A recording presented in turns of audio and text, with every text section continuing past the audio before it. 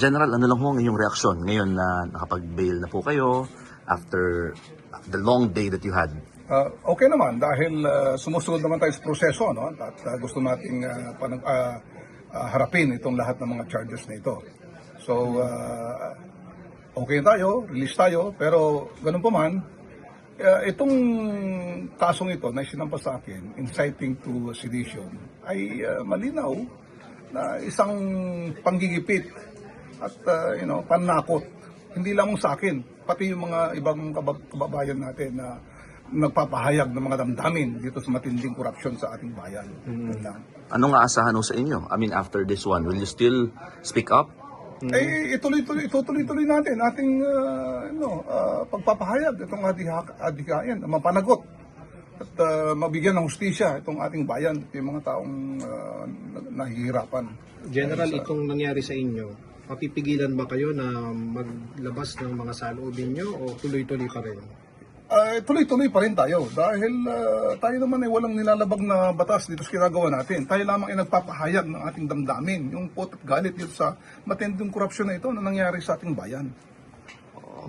Pero sir, bakit tingin nyo magkakaroon ba ng patas na treatment sa inyo? I mean, you're talking against the government.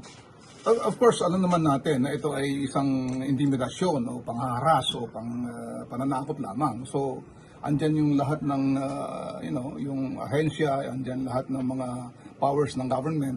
Pero ako'y naniniwala na malalagpasan natin itong pagsubok, itong mga kasong ito. Sir, when you said na hindi kayo ihinto, sa papaanong paraan? Meron tayong organisasyon, yung United People's Initiative, okay?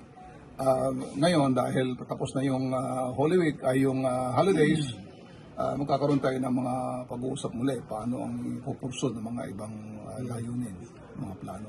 Makikita ba namin kayo, sir, na nangunguna doon sa mga pagkilos kontra dito sa mga katiwalian? Tuloy-tuloy pa rin ang UPI, pero maraming mga grupo, gusto sana natin ay lahat ng mga grupo ay magkakaisa para mas pakikinggan ng gobyerno ang ating hinaing. Sir, yan ang ating adhikain ngayon.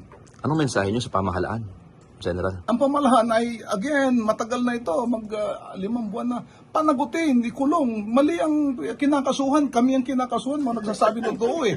Dapat ang kinakasuhan, kinukulong, yung mga nagnanakaw ng bilyon-bilyon, mga trilyon-trilyon. Hindi itong tulad ko na mga taong bayan na nagsasabi lamang ng hinaing, ng damdamin dahil sa mga corruption na ito. Sir, pasitado sa mga tropa natin sa PNP, pero tingin nyo ba, you were treated fairly kanina nung inaresto kayo?